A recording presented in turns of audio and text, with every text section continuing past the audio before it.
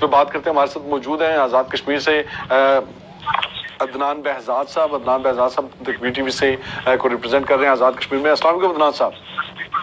وعلیکم السلام جبران صاحب، بہت شکریہ آپ کا وقت دینے کے لیے۔ کیا صورتحال ہے آزاد کشمیر میں، سیاست کس طرف جا رہی ہے سر؟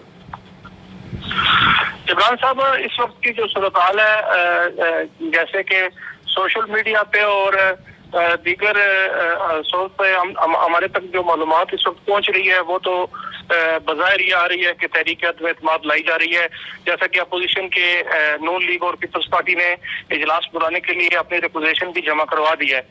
مگر اس وقت اگر آپ اور جائزہ لیں آزاد کشمیر اسمبلی کا تو 53 یہاں پہ ٹوٹل سیٹس ہیں، اور یہاں پہ پی ٹی آئی کے پاس 32 ہیں۔ مسلم کانفرنس نے بھی اپنا حکومتی اطاعت میں ہے، مسلم کانفرنس 1 سیٹوں کی 33 کی گورنمنٹ ہے۔ اس کے لیے عدم اعتماد لانے کے لیے اپوزیشن کو 27 کی اکثریت چاہیے، مگر اپوزیشن کے پاس جے کے پی پی کی ووٹ بھی ساتھ ملا کے ان کے پاس اس وقت 20 ووٹ ہیں۔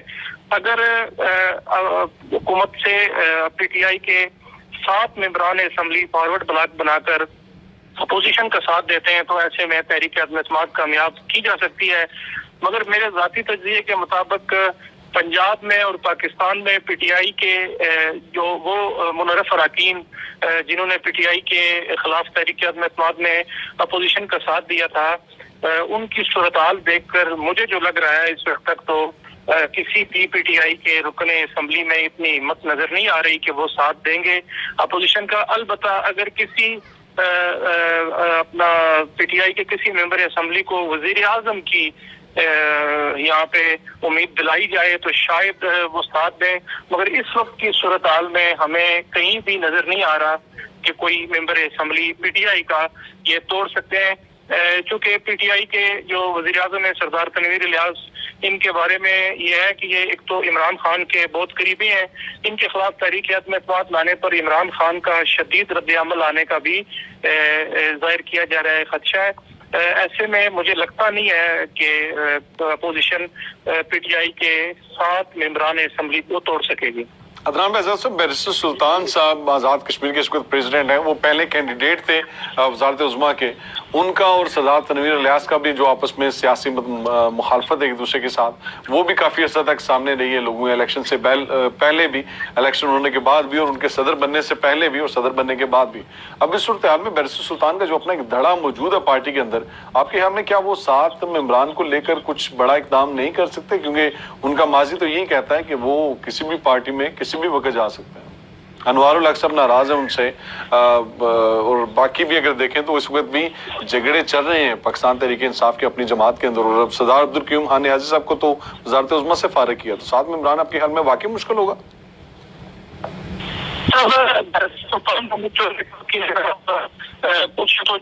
ان کی صاحب کے اس وقت کی جو تعلقات ہیں وہ بہت بہترین ہیں۔ البتہ انوار الحق صاحب اور وزیر اعظم آزاد کشمیر سردار تنویر الیاس کے تعلقات بہت زیادہ خراب ہیں اس وقت، اور ان کی صورت دن بدن مزید بگڑتی جا رہی ہے، ان کے آپسی کے تعلقات مزید خراب ہوتے جا رہے ہیں۔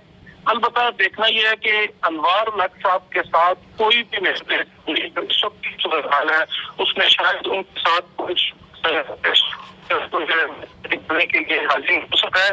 البتہ بیرسٹر صاحب کی اگر آپ بات کرنا چاہیں، بیرسٹر صاحب واحد شخصیت ہیں، ان کے ساتھ 12 ممبر اسمبلی ہمہ وقت موجود ہیں، وہ جس وقت چاہیں اپوزیشن کا ساتھ دے کے حکومت کا تختہ الٹ سکتے ہیں، مگر اس وقت کی صورتحال کے مطابق جو ہمارے ذرائع ان کے مطابق تو ابھی تک بیرسٹر صاحب راضی نہیں ہو سکے ہیں اپوزیشن ساتھ دینے کے لیے۔ بیرسٹر صاحب راضی نہیں ہو سکے۔ اگر دیکھا جائے تو آزاد کشمیر میں لیگلی کیا پوزیشن ہوگی؟ اگر لیگلی اگر حالات اس طرف جاتے ہیں، اگر فارورڈ بلاک بن جاتا ہے تو کیا لیگلی اس کو اتھارٹی ہوگی کہ وہ فارورڈ بلاک بن کے ووٹ دے سکے؟ پاکستان میں تو یہ ہے کہ اگر آپ دوسری پارٹی کو جا کے ووٹ دیتے ہیں، دوسری پارٹی کے بندے کو سامنے لے کے آتے ہیں تو پھر آپ کے خلاف کارروائی ہوتی ہے۔ تو کیا جس طرح سے پاکستان میں پنجاب اسمبلی میں چودھری شجاعت صاحب والے کیس کا ہوا، یا پرویز الہی صاحب والے کیس کا ہوا، یہ جو ممبران اسمبلی کی سیٹیں فارغ ہوئی تھیں، کیا اس طرح کا چانس آزاد کشمیر میں بن سکتا ہے؟ آزاد کشمیر لیگلی اس حوالے سے کوئی قانون سازی نہیں ہے وہاں پہ؟ جبران صاحب، آزاد کشمیر میں اس حوالے سے اوپنلی صرف ایک ہی صورت نکالی جا سکتی ہے کہ اگر پارٹی کے اندر ہی فارورڈ بلاک بنا کر کسی اپوزیشن کا ساتھ دے کر عدم اعتماد لائی جائے تو اس میں پھر قانون یہ اجازت دیتا ہے. اگر تو پارٹی ممبران حکومت کے خلاف جا کے کسی سامنے کھڑے ہوتے ہیں، اپوزیشن کے ساتھ کھڑے ہوتے ہیں، تو پھر اس کا کوئی حل نہیں ہے، اس کے خلاف پھر کارروائی بنتی ہے. مگر آزاد کشمیر میں چونکہ اس سے پہلے شاید درجنوں مثالیں موجود ہیں کہ حکومت کے جو ایک دڑا ہوتا ہے وہ فارورڈ بلاک بنا کے ایزیلی حکومت کے خلاف اس تحریک عدم اعتماد لاتی ہے. ابھی حال ہی میں پچھلے عرصے میں بھی وزیر اعظم سردار عبدالقیوم نیازی کے خلاف جو تحریک عدم اعتماد جمع کروائی گئی تھی وہ پارٹی کے اپنے ہی لوگوں کی طرف سے جمع کروائی گئی تھی.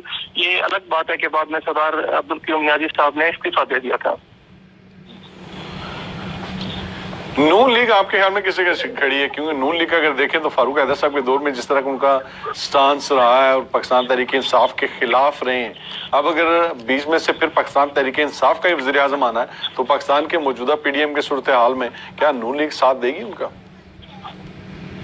نون لیگ کی جہاں تک خبریں باہر نکل رہی ہیں اس وقت کے صورتحال کے مطابق یہ ہم نے سنا ہے کہ مسلم لیگ نون نے پیپلز پارٹی کا اپوزیشن کے مسلم لیگ نون نے پیپلز پارٹی کا ساتھ دینے سے انکار کیا ہوا ہے. البتہ اگر صورتحال واضح ہو گئی، پچھلے دنوں ایک میٹنگ بھی اپوزیشن نے بلائی تھی اور یہ دعویٰ کیا تھا کہ ہمارے پاس پی ٹی آئی کے ساتھ ممبران اسمبلی نے ہمارے ساتھ رابطہ کیا ہے اور وہ ہمارا ساتھ دینے کے لیے تیار ہیں. مگر میٹنگ میں جب نون لیگ کے کچھ ذمہ داروں نے پیپلز پارٹی کے ذمہ داروں سے پوچھا کہ جن 7 ممبران اسمبلی کا آپ نے ذکر کیا وہ کہاں ہیں اور ان کے کیا نام ہے، تو پیپلز پارٹی یہ جواب دینے سے قاصر رہی تھی.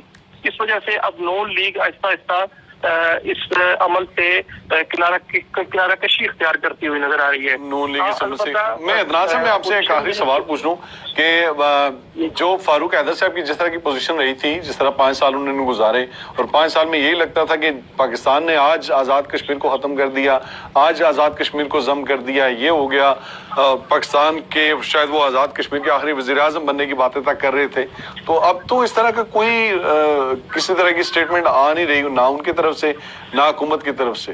تو اب حالات اس طرف تو نہیں جائیں گے کہ اگر کوئی اپوزیشن میں جانے کی طرف بات آ گئی تو یہاں پہ بھی کوئی سازش یا مداخلت یا یہ کہنا شروع کر دیں کہ اب پاکستان کی طرف سے مداخلت ہو رہی ہے اس لیے آزاد کشمیر کو اپنا قبلہ کہیں اور کرے گا؟